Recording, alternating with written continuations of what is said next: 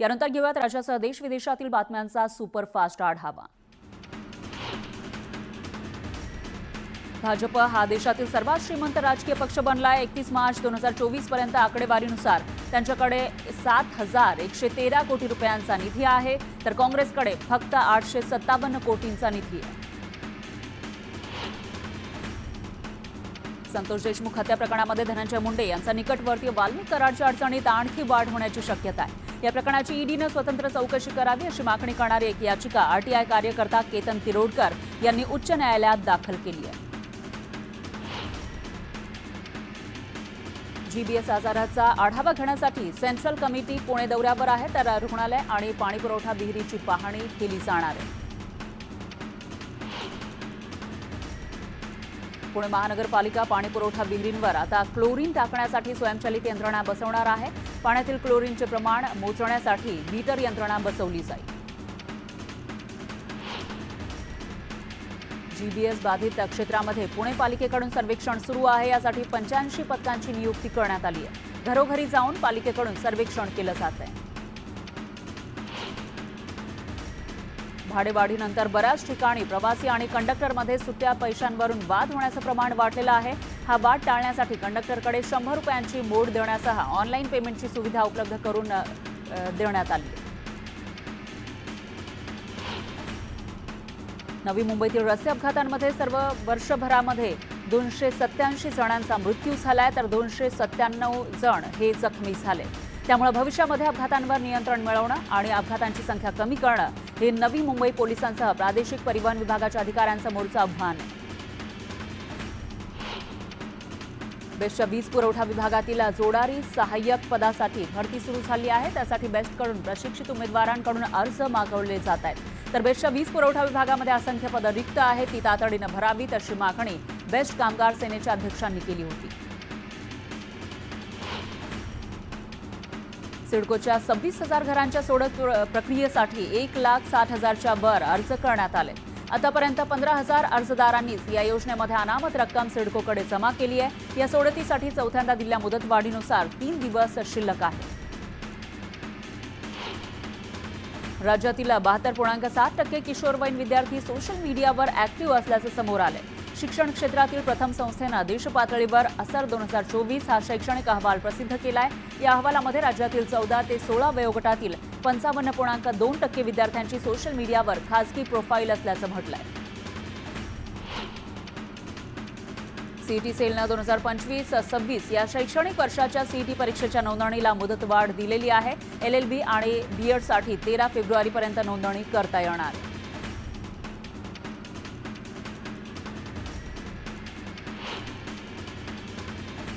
यानंतर एक breaking news आहे। बीडमधील सरपंच संतोष देशमुख हत्या प्रकरणामध्ये 50 दिवस उलटलेत, मात्र अजूनही या प्रकरणातील एक आरोपी फरार आहे। कृष्णा आंधळे तपास यंत्रणांच्या हाती लागलेला नाहीये। आंधळे अजूनही गायब असल्यानं नव्या चर्चांना उधाण आलंय, तर फरार आरोपी कृष्णा आंधळेवरून धनंजय मुंडेंवर विरोधकांकडून जोरदार टीका केली जातीये। कालच या मुद्द्यावरून आमदार संदीप क्षीरसागर यांनी कृष्णा आंधळेच्या घातपाताची शक्यता व्यक्त केली होती, तर मुख्य आरोपीच फरार असल्यानं पोलीस प्रशासन आणि वाल्मिक कराडचे काही संबंध आहेत का अशी दाट शक्यता विरोधकांनी व्यक्त केली आहे।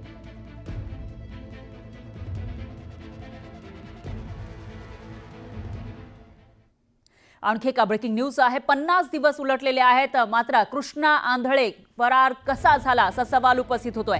न्यूज 18 लोकमतनं हा सवाल उपस्थित केला आहे। कृष्णा आंधळेला शोधण्यामध्ये इतके दिवस का लागतायत असा सवाल या ठिकाणी उपस्थित झालाय, तर कृष्णा आंधळेची संतोष देशमुख प्रकरणामध्ये भूमिका काय असाही सवाल आहे।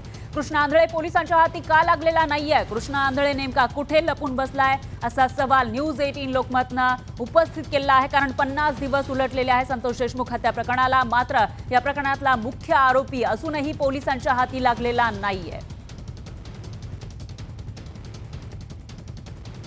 आणखी एक मोठी अपडेट आहे। धनंजय मुंडे यांच्या राजीनाम्याचा फैसला दिल्लीमध्ये होणार का अशी चर्चा सुरू आहे, कारण धनंजय मुंडे पहाटे दिल्लीत पोहोचलेत। या दौऱ्यामध्ये मुंडे राष्ट्रवादी काँग्रेसचे नेते प्रफुल्ल पटेल यांची भेट घेणार का याकडे लक्ष आहे, तर मुंडेंच्या अचानक दिल्ली दौऱ्याचं कारण काय असा सवाल उपस्थित होतोय। मंगळवारी मुंबईमध्ये मुख्यमंत्री आणि उपमुख्यमंत्री अजित पवार यांची भेट घेतलेली आहे. तर वाल्मिक कराड प्रकरणावरून मुंडेंच्या राजीनाम्याची मागणी केली जाते. मुंडेंच्या राजीनाम्यासाठी राजकीय दबाव वाढताना दिसतोय. याच पार्श्वभूमीवर मुंडेंची दिल्ली वारी आहे का अशी चर्चा सुरू आहे. तर मुंडेंच्या संभाव्य राजीनाम्याचा निर्णय दिल्लीमध्ये होणार का याबाबत राजकीय वर्तुळामध्ये चर्चा रंगलेली आहे. तर धनंजय मुंडे दिल्ली विधानसभेसाठी राष्ट्रवादी काँग्रेसचे स्टार प्रचारक असल्यानं ते दिल्लीमध्ये असल्याची माहिती मिळते.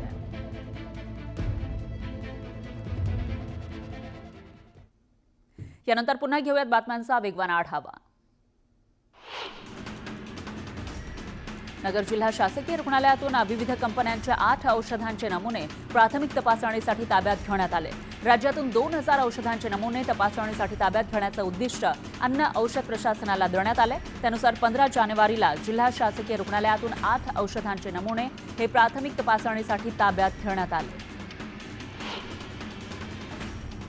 चाकण नगर परिषदेसह खराबवाडी आणि बिदरवाडीचा घनकचरा दगडखाणीजवळ टाकला जातो आणि कर्मचाऱ्यांकडून रात्री अपरात्री हा कचरा जाळण्यात येतो.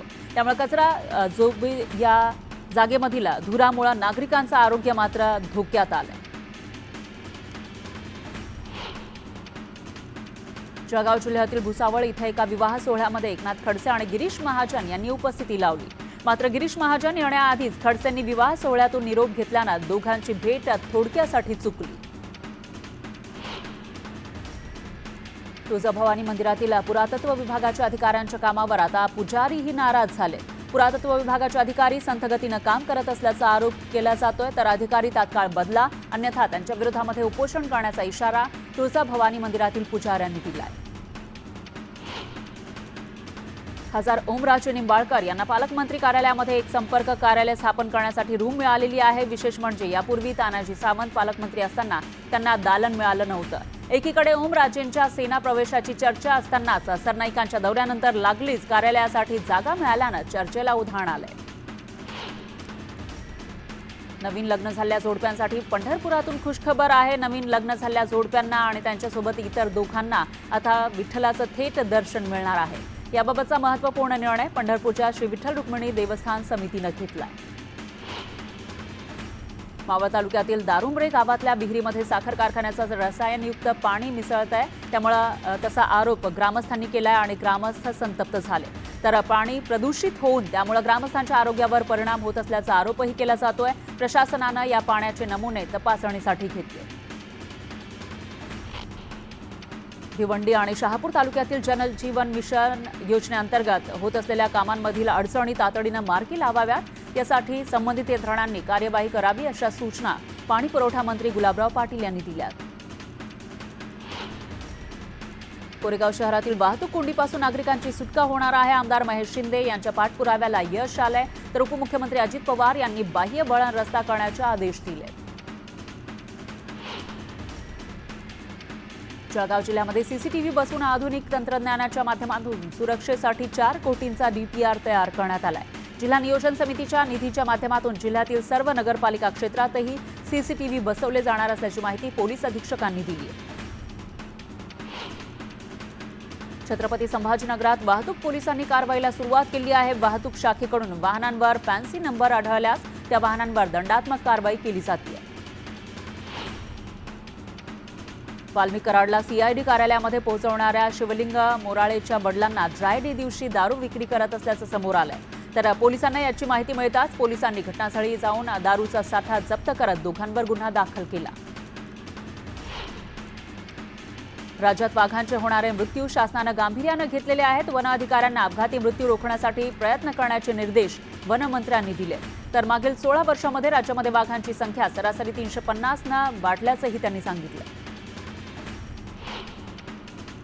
जीबीएस रुग्णांवर उपचार करण्यासाठी शासकीय रुग्णालयामध्ये विशेष व्यवस्था निर्माण करावी अशी सूचना मुख्यमंत्री फडणवीसांनी दिली आहे. फडणवीसांनी जीबीएस आजाराबाबत मंत्रिमंडळ बैठकीत आढावा घेतला. मुंबई पालिकेच्या जलशुद्धीकरणामध्ये बिघाड झाल्यानं मुंबईकरांना अशुद्ध पाणी पुरवठा होत असल्याचा आरोप केला गेला होता.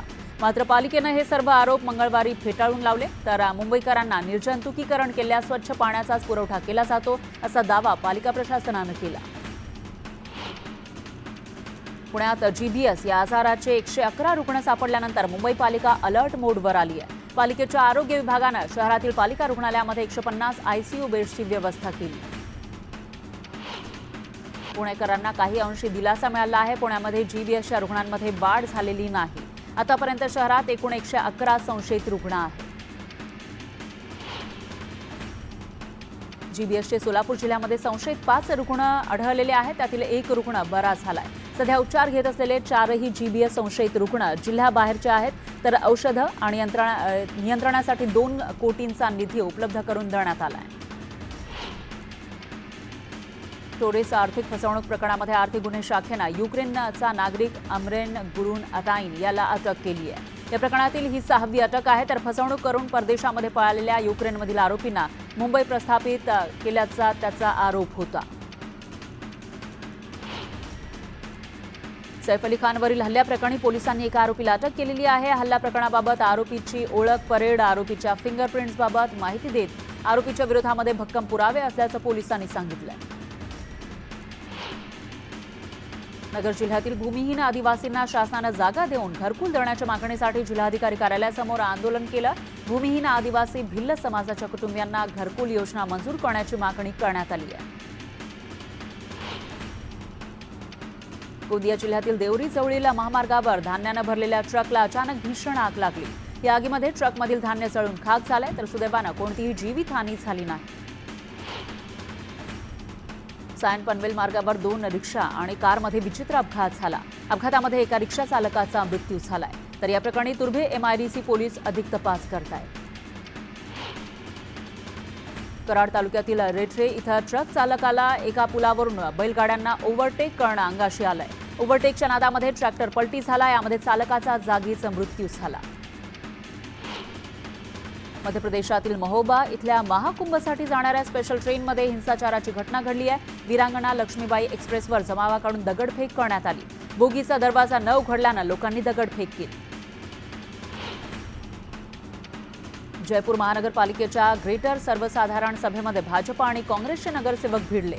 वेलमध्ये उतरून एकमेकांना धक्काबुक्की केली. तर धक्काबुक्कीचा व्हिडिओ सोशल मीडियावर व्हायरल झालाय. महापौरांनी सभा अनिश्चित काळासाठी तहकूब केली. बिहारच्या मुझफ्फरपूरमध्ये जमिनीच्या वादावरून 2 भावांची हाणामारी झाली. एकमेकांवर लाठ्याकाठ्यांनी त्यांनी हल्ला केला. तर अनेक जण यामध्ये जखमी झाले. उत्तर प्रदेशातील गाझियाबादमध्ये ओव्हरटेक करताना 2 कार एकमेकांवर आदळल्या. कारच्या अपघाताचा व्हिडिओ समोर आला. झारखंडच्या गिरिडोह भागामध्ये भरधाव ट्रकनं 4 दुचाकींना धडक दिली. तर या ठिकाणी असलेल्या लोकांनी पळ काढला. या घटनेचा CCTV सुद्धा समोर आला आहे. पोलिसांनी या घटनेनंतर ट्रक ताब्यात घेतला. मध्य प्रदेशातील कटनी जिल्ह्यातील रस्ते अपघाताचा व्हिडिओ समोर आलाय. भरधाव वेगाने येणाऱ्या कारनं समोरून येणाऱ्या दुचाकीस्वाराला धडक दिली. या अपघातामध्ये दुचाकीस्वाराचा मृत्यू झाला.